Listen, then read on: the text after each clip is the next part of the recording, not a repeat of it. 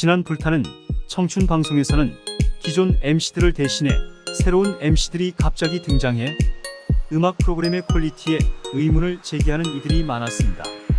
가창력으로 유명한 가수 MC 신유와 이석훈은 유쾌하고 차분한 진행으로 많은 사랑을 받아왔다. 그런데 갑자기 가수들이 모두 하차하고 개그맨 박나래와 양세형이 MC로 등장하면서 시즌이라는 시끄럽고 어수선한 분위기가 연출되어 많은 사람들의 항의를 받았습니다.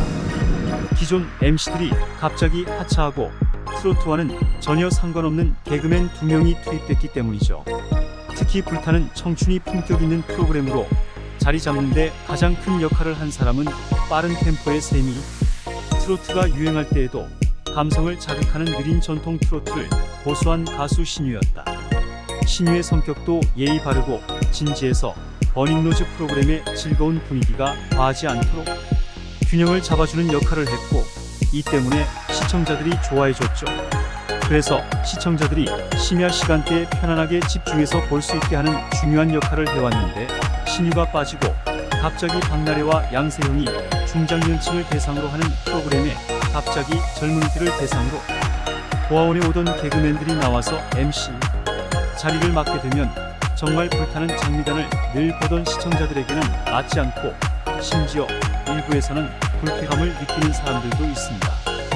KBS 프루의 명곡을 3년간 진행했고 불타는 트로트맨의 마스터이기도 했던 그는 트로트 예능 프로그램 불타는 장미의 MC로 활동 영역을 넓혀가고 있었습니다. 그는 처음 불타는 장미의 MC를 맡았을 때 예능 MC를 하게 될 줄은 상상도 못했다며 막상 해보니 잘 맞았고 즐거웠던 점도 많아서 지금은 배터리를 찾은 느낌이고 예능을 계속하고 싶다고 말했다. 갑작스러운 프로그램 하차는 그에게도 의외의 일이었습니다. 신유는 K-팝계 최고의 가수 중 한 명으로서 전국 각지의 지역 행사로 바쁜 스케줄을 소화했지만 아무리 바쁜 스케줄을 소화해도 매주 버닝썬 프로그램 녹화에는 항상 제 시간에 맞춰왔고 때로는 지역 행사가 밤늦게 끝나도 서울로 올라와 몇 시간 잠을 자고 풀피로가 완전히 회복되지 않은 상태에서 다시 녹화장에 가서 10시간 이상 소요되는 매주 녹화를 하곤 했습니다. 우리는 신유가 방송에서 피곤한 기색을 보인 적이 한 번도 없었고 아무리 피곤하고 컨디션이 좋지 않아도 프로로서 겉으로 드러내지 않았고 항상 얼굴에 미소를 지었고 심지어 버닝 로즈 녹화장에 올 때마다 마치 비타민을 복용한 것처럼 더 많은 에너지를 얻을 것이라고 말하기까지 했습니다. 방송 전에 그는 심지어 참가자들에게 다가가서 분위기를 부드럽게 하기 위해 말을 걸었습니다. 여러 지방 행사를 마치고 짧은 시간 만졌던 사람에게는 평소 졸릴 수 있었습니다. 또한 이벤트 무대는 많은 사람들 앞에서 라이브로 여러 곡을 불러야 하기 때문에 관객들의 좋은 반응을 얻기 위해서는 최고의 가창력이 필수이고 그러기 위해서는 대기 시간에 대한 부담감으로 최상의 컨디션이 되어야 하며 특히 무더운 여름이나 추운 겨울에는 매우 지치기 때문에 쉽지 않은 일이지만 신유는 3년 동안 백투더뮤직 MC를 하면서 지각한 적도 없고 항상 정확하게 짜인 일정을 잘 지켜왔다고 해요. 그렇다면 프로그램의 모든 열정을 쏟아부으며 많은 시청자들의 사랑을 받아온 신유의 갑작스러운 하차의 비결은 무엇일까요?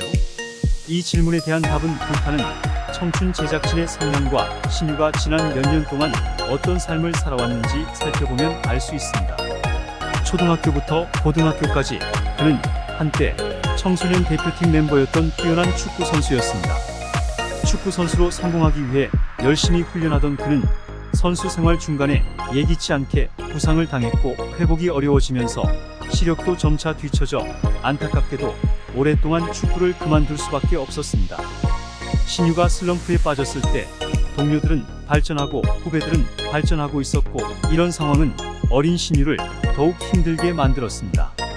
끝까지 포기하고 싶지 않았지만 좌절을 경험하고 나니 체력적으로 더 이상 견딜 수 없었고 오랫동안 꿈꿔왔던 축구를 그만둘 수밖에 없었습니다. 오직 축구 하나만 바라보며 오랜 시간 훈련에 매진했지만 꿈이 산산조각나자 인생의 모든 목표가 한순간에 사라지고 좌절감에 빠졌습니다. 10살이라는 어린 나이에 이미 인생의 큰 좌절을 경험한 터라 그 아픔을 겪어야 하는 것은 매우 안타까운 일이었습니다.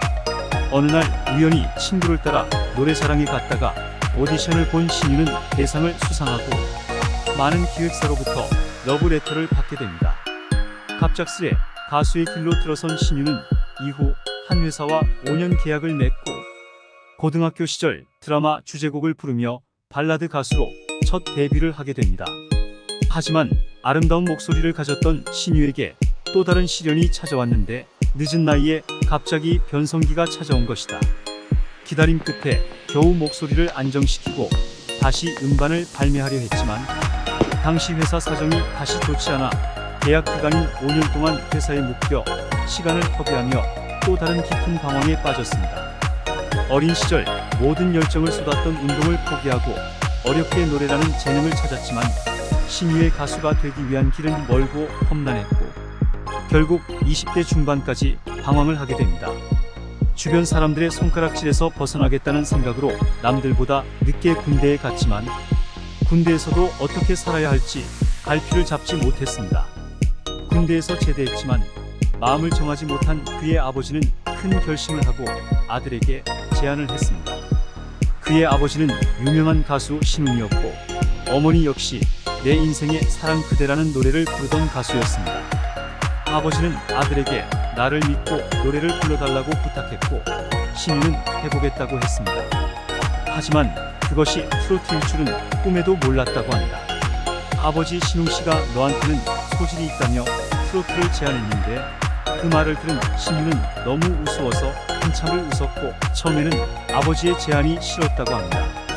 술 마시고 싶을 때 부르는 감미로운 발라드가 트로트라는 게 자신도 없었고 차라리 아버지의 지원을 받아 사업을 하는 게 낫겠다는 생각까지 들었기 때문이다.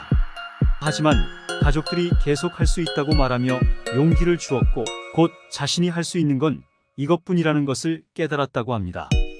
신유는 아버지로부터 본격적인 트레이닝을 받기 시작했고 1년 넘게 하루도 쉬지 않고 아버지와 함께 발성부터 가창력까지 노래 연습을 했고 어느 정도 받아들여지기 시작하자 떠나지 않겠다는 일념으로 더욱 열심히 연습하기 시작했습니다. 처음에는 자신감이 없었던 신유는 연습을 하면 할수록 실력이 늘어나는 것을 느꼈고 축구를 할 때와는 달리 점점 자신감을 얻게 되어 결국 아버지가 만든 잠자는 공주로 데뷔하게 됩니다. 당시 박현빈, 장윤정 등이 스타로 나서면서 트로트가 붐이 일었고 젊은 층도 관심을 가져 세미 트로트 곡을 부르는 가수들이 많았지만 신유는 전통적인 트로트 곡인 잠자는 공주로 활동을 시작했고 주변 사람들은 요즘 트렌드에 느린 곡으로 나오는 게 미쳤다고 했지만 신유는 남들이 하지 않는 것을 해야 한다고 생각했고 그 결과 큰 성공을 거두게 됐고 가만히 서서 노래하는 평범한 컨셉은 당시 인기 장르가 아니었기 때문에 신유는 트로트라는 장르에 도전하게 됐다고 합니다.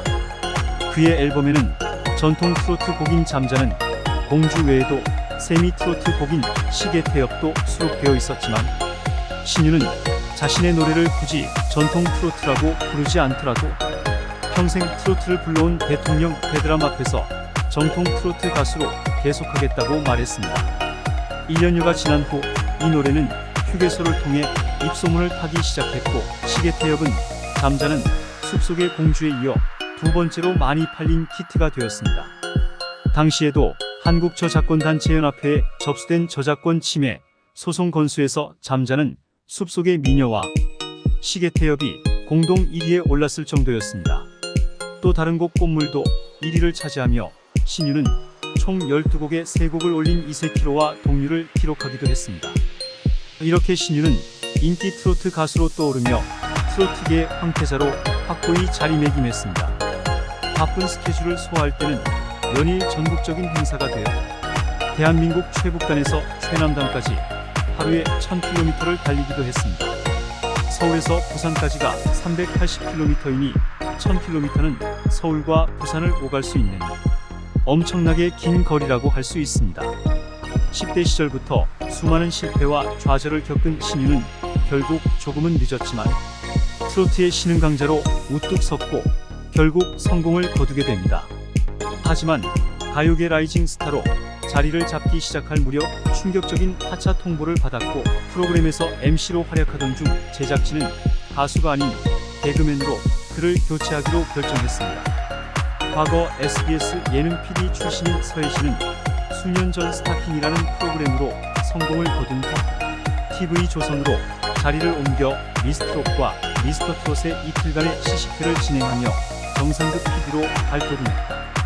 하지만 싸움닭 같은 서혜진은 프로그램을 시끌벅적한 시장바닥 같은 느낌으로 만들고 싶어서 갑자기 박날의 양세형이라는 트로트와는 전혀 상관없는 아주 어색한 섭외를 했다가 시청자들의 눈매를 막기도 했습니다.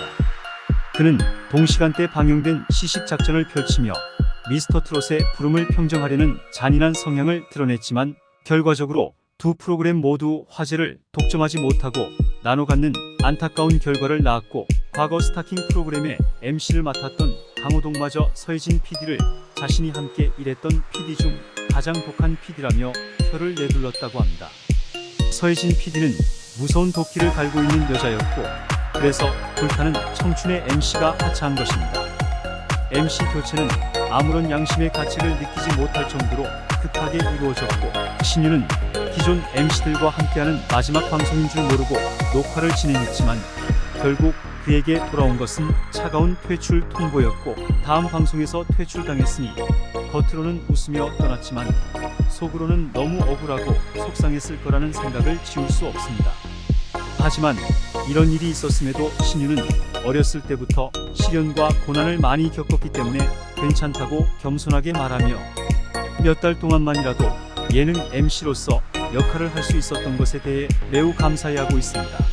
그리고 자신의 위치가 이만큼 올라간 것만으로도 감사하고, 이 모든 것이 자신의 노래를 들어주고 응원과 격려를 보내준 팬들 덕분이라고 겸손하게 말하는 그는 정상급 트로트 가수이자 데뷔 24년차 중견 가수입니다.